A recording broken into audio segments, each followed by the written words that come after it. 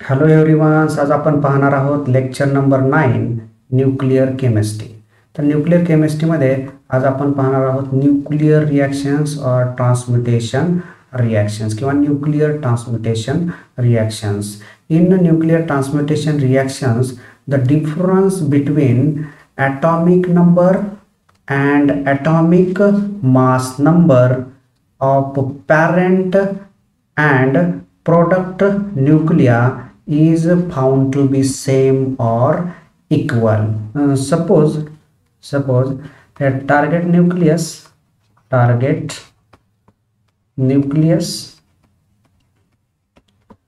bombarded,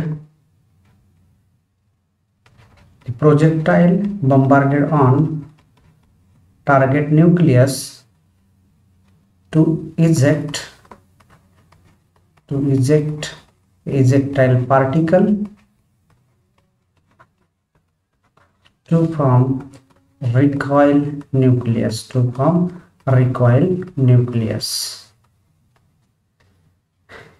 For example, nitrogen 714. 7 is atomic number. 7 काय याच्यामध्ये atomic number आहे. 14 is atomic mass number. हे काय याच्यामध्ये atomic mass number आहे. Means the target nucleus react with projectile or projectile bombarded on target nucleus. Projectile, suppose take a alpha particle He24 alpha particle. This projectile bombarded on target nucleus of nitrogen to eject a proton. This is a proton. Proton is a ejectile particle to form recoil nucleus. Oxygen 817 to form recoil nucleus. तर ही जी काय transmutation reactions आहेत ही तुमच्या लक्षात आले असेल. याच्यामध्ये बघा जे ॲटॉमिक नंबर्स आहेत हे पण कसे आहेत बघा, इक्वल आहेत. आता या ठिकाणी in nitrogen atomic number 7, helium atomic number 2, means 7 + 2 is equal to 9. या ठिकाणचे ॲटॉमिक नंबर बघा, the oxygen atomic number 8, hydrogen atomic number 1, means 8 + 1 is equal to 9.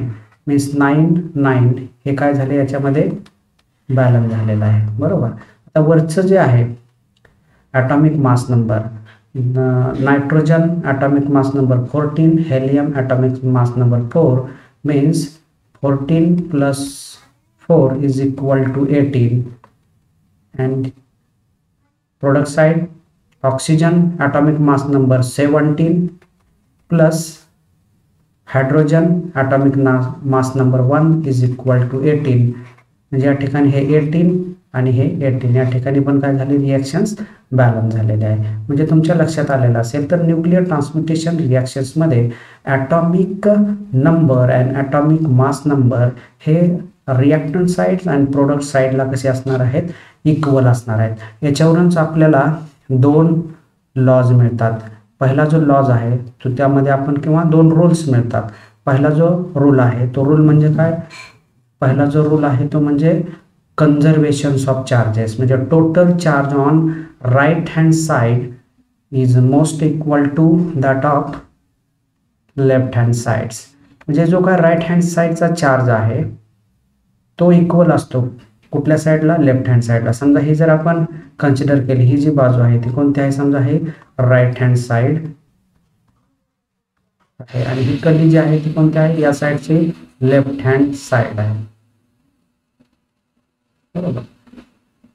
तर यामध्ये कन्झर्वेशन ऑफ चार्जेस मध्ये total charge on right hand side most equal to total charge on left hand side. हा rule number first आहे.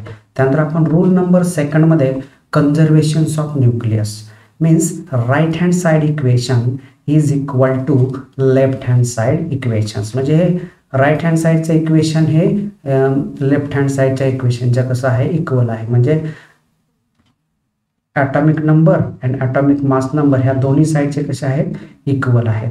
म्हणजे याच्यावरून आपण जर आता हीच रिॲक्शन समजा कन्सिडर केली, म्हणजे nitrogen 714 target nucleus He24 projectile, it gives proton ejectile particle, oxygen 718 recoil nucleus.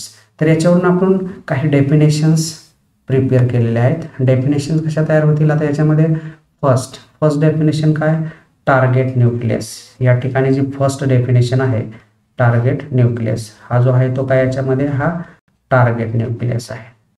Target न्यूक्लियसची डेफिनेशन काय आहे, target nucleus is a nucleus with bombardments of projectile. Second definition projectile, this is a projectile. या ठिकाणी हा projectile आहे. Projectile the fundamental particle used bombard on target nucleus, this is known as projectile. Then recoil nucleus. The definition of recoil nucleus is the nucleus formed in the process of transmutation reaction is known as recoil nucleus. Ejectile particles.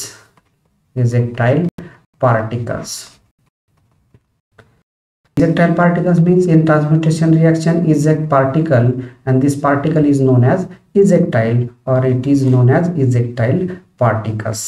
म्हणजे याच्यावरून कन्झर्व्ह rule झाल्यानंतर आपण काही त्यामधील definitions पाहिलेले आहेत. Target nucleus म्हणजे काय, प्रोजेक्टाइल म्हणजे काय, रिकॉइल न्यूक्लियस म्हणजे काय, आणि इजेक्टाइल किंवा इजेक्टाइल पार्टिकल्स म्हणजे काय, या त्याच्या आपण काय डेफिनेशन्स पाहिलेले आहेत. त्यानंतर आपल्याला काय इन ट्रान्सम्युटेशन रिॲक्शन मेकॅनिझम बघायचं आपलं, mechanism of nuclear transmutation reactions. It is a two step mechanism. Two-step mechanisms. Step first,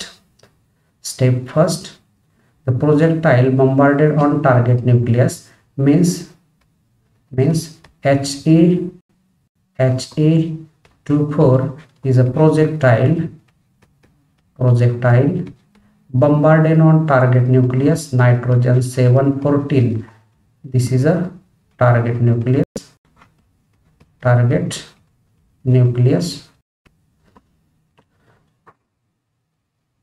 To form product nucleus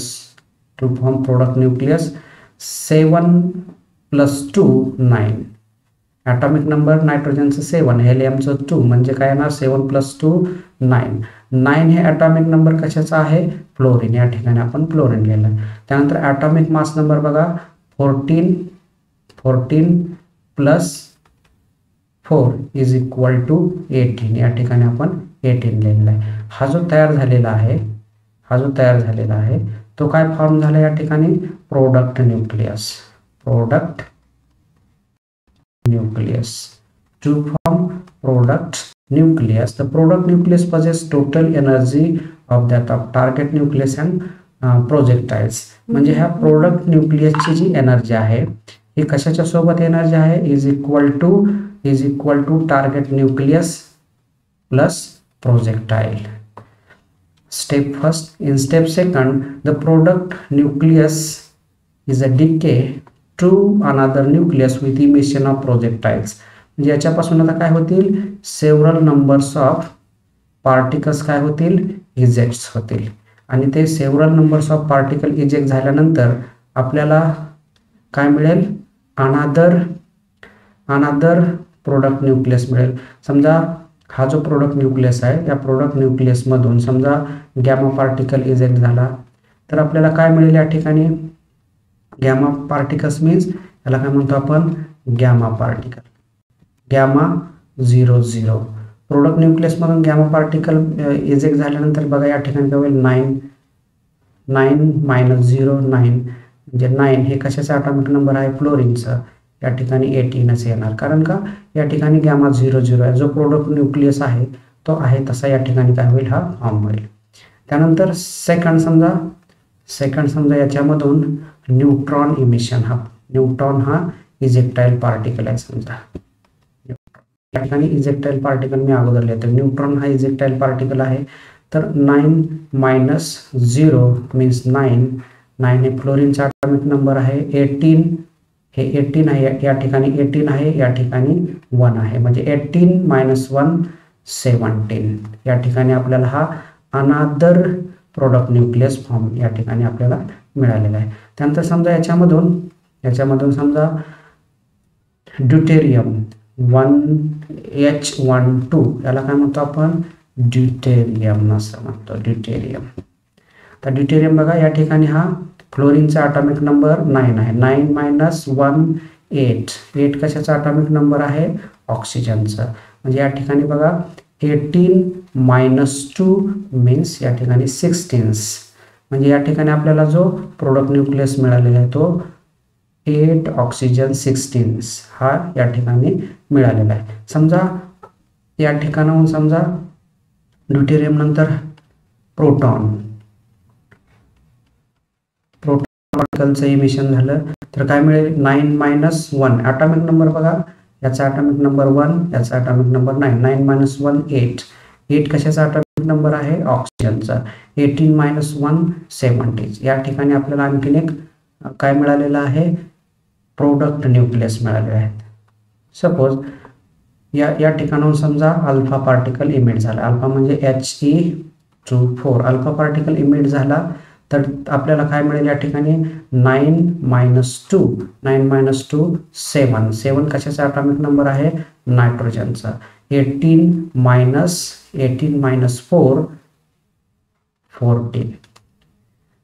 समजा याच्यामधनं आणखीन एक पार्टिकल इमिट झाला, ट्रिटियम H13 ट्रिटियम मीन्स 9 - 1 8 कशाचा ॲटॉमिक नंबर आहे, ऑक्सिजनचा. त्यानंतर या ठिकाणाहून 18 - 3 15. या ठिकाणी आपल्याला आणखीन एक काय मिळालेलं आहे, प्रोडक्ट न्यूक्लियस मिळालेला आहे. तर हे mechanism of nuclear transmutation reactions हे तुमच्या लक्षात आलेलं आहे. हे कसं आहे, 2 स्टेप मेकॅनिझम आहे. पहिल्या स्टेपमध्ये काय होतं, projectile bombarded on target nucleus to form product nucleus. This is a step first, and in step second this product nucleus decay to emit the several numbers of ejectile particles like that gamma, neutron, deuterium, proton, alpha, tritium to form another product nucleus, and whole this process is known as nuclear transmutation reactions mechanisms. तर nuclear transmutation reactions and mechanism of nuclear transmutation reactions हा concept तुमच्या लक्षात आला असेल.